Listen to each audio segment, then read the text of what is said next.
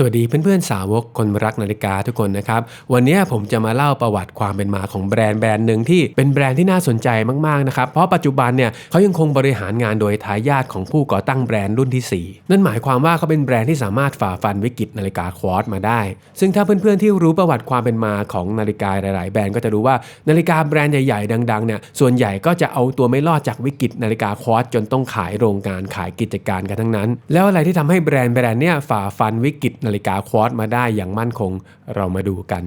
คือทิโทนี่เนี่ยก่อตั้งตั้งแต่ปี 1919 นะครับที่เมืองเกนเช่นโดยคุณฟริชเชฟซึ่งจะเห็นได้ว่าจริงๆเขาเป็นแบรนด์เก่าแก่นะครับแต่ว่าถ้าเราไปเซิร์ชในประวัติศาสตร์นาฬิกาสวิสนาฬิกาโลกเนี่ยอาจจะไม่คุ้นชื่อกับทิโทนี่เพราะว่าจริงๆแล้วเนี่ยชื่อดั้งเดิมของเขาคือเฟลกาพอบอกว่าชื่อเฟลกาเนี่ยเพื่อนๆที่เป็นแฟนนาฬิกาวินเทจน่าจะพอคุ้นหูกันอยู่แล้วคือต้องบอกว่าคุณฟริชเชฟเนี่ยเขาเป็นคนที่มีวิสัยทัศน์มากๆนะครับตั้งแต่เริ่มก่อตั้งแบรนด์เลยเนี่ยเขาก็ตัดสินใจที่จะวางขายนาฬิกาในต่างประเทศก่อนใครพวกทั้งในเยอรมนีอเมริกาและญี่ปุ่นซึ่งก็ทำให้แบรนด์เนี่ยเจริญเติบโตอย่างรวดเร็วนะครับและในปี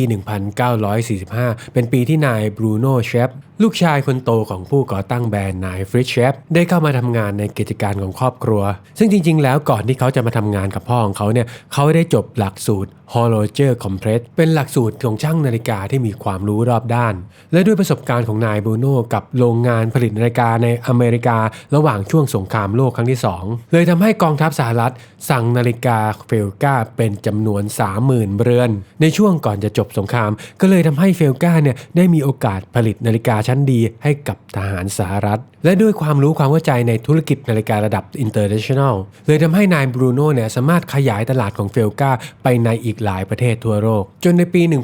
1950 นะครับ5 ปีหลังจากที่นายบรูโน่ได้เข้ามาทำงานซึ่งตอนนั้นจริงๆตลาดของเฟลกาก็ได้ขยายออกไปมากแล้วนะครับทั้งในตะวันออกกลางตั้งแต่ซาอุดิอาระเบียไปยันซีเรียอิรัก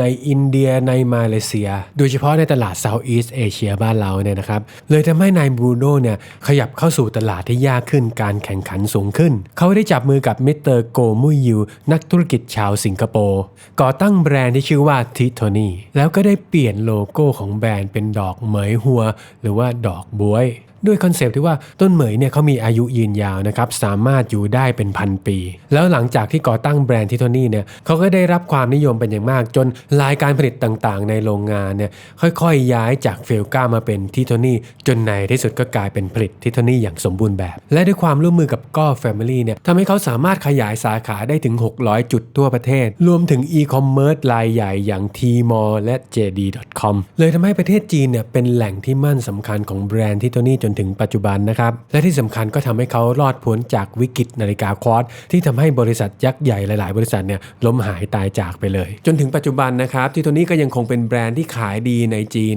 จนกระทั่งเกิดวิกฤตการโควิดเนี่ยทำให้ทิโทนี่เริ่มมีการเปลี่ยนแปลงจากเดิมที่แบรนด์ทิโทนี่เนี่ยขายให้เฉพาะคนจีนก็เรียกได้ว่าอยู่ได้สบายๆแล้วแม้กระทั่งตัวแทนจำหน่ายทิโทนี่ในประเทศอื่นๆนะครับแค่ขายให้นักท่องเที่ยวจีนเนี่ยก็คุ้มทุนแล้วแต่หลังจากเกิดโควิดทำให้นักท่องเที่ยวของจีนเนี่ยลดหายลงไปนะครับเพราะไม่สามารถเดินทางข้ามประเทศได้ก็เลยทำให้ตัวแทนจำหน่ายในประเทศอื่นๆเนี่ยเริ่มมีปัญหานะครับเพราะว่านักท่องเที่ยวจีนหายไป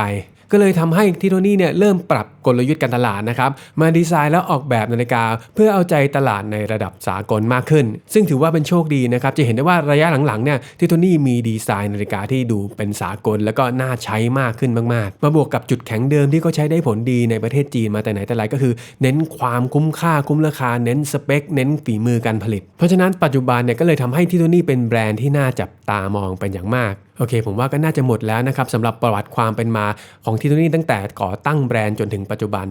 และสำหรับเพื่อนๆที่ชอบคอนเทนต์แบบนี้คอนเทนต์ที่มีความตรงไปตรงมารีเสิร์ชประวัติมาเล่าให้ฟังอย่าลืมฝากกดไลค์กด Subscribe และกดแชร์พวกเราไว้ด้วยนะครับหรือเพื่อนๆที่ดูจบแล้วมีข้อมูลเพิ่มเติมมีความคิดเห็นยังไงฝากคอมเมนต์ไว้ได้เลยนะครับปกติผมจะไปตอบทุกคอมเมนต์เลยขณะนี้เป็นเวลา 9:57 นาที 55 วินาทีขอบคุณครับ